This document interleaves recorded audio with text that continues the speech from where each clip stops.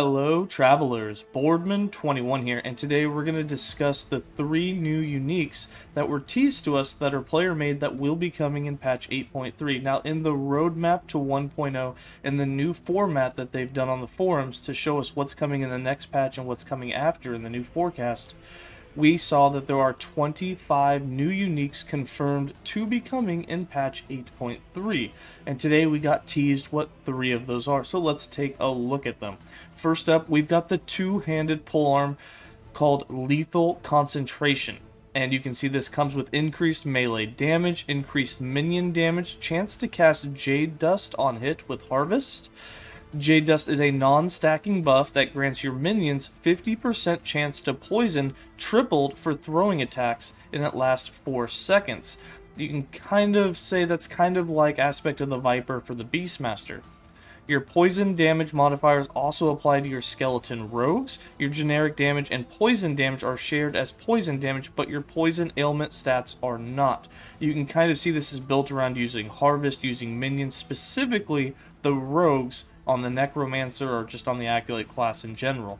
And then 8% of your minion poison damage leeches health. Now that's the most important stat on the entire item, that you yourself are going to get to leech damage that your minions are doing. That's huge. It's the first time that we've seen that in game, and it's going to be an awesome unique to use. For the second item, we have Salt the Wound, a pair of gloves.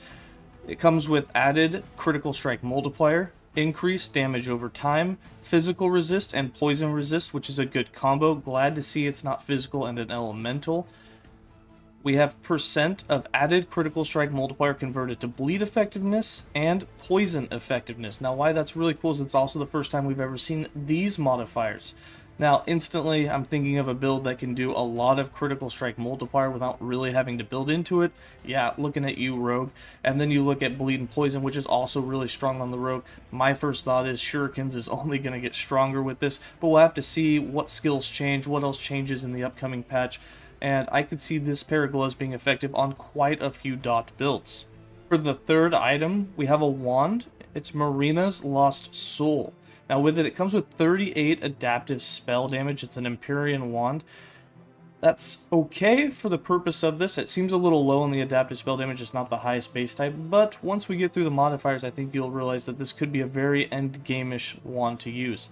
Now it comes with increased necrotic damage as well as added spell necrotic damage. So if you're using a necrotic spell, this is going to be a very effective wand. It also comes with a huge amount of increased spell damage, cast speed, and then you get 20% increased effect of Possess inflicted by Hungering Souls per stack of Damned on you up to 140%. You are damned when you cast the spell. Damned is a stacking ailment. It lasts for 3 seconds, deals 25 base necrotic damage, and reduces health regeneration by 20%. And then the final modifier, it looks like it says negative 45 health. I'm not sure if that's supposed to be negative or if it's just not that clear on the screen. Either way, it's got a health on it as well. Now here's the thing about Damned. This is one thing, unless there's changes in 8.3, which there will be lots of them, the thing that gets me the most about this, even though I see Hungering Souls, is instantly I'm thinking Death Wave on Death Seal, because of the fact that it can do a more damage modifier per stack of Damned that's on you. It is a really good build with that wand. It's going to end up being a necrotic version of Death Seal, Death Wave, and Hungering Souls. It looks like it could be super effective, especially since you can get up to 140% increased effective Possess. We all know that Possess in itself, in its form currently, is kind of weak, but we've also seen some of the devs commenting in Discord and on the forums that possible changes, maybe buffs, could be coming to that dot version of Hungering Souls, or just dots in general. We'll have to see.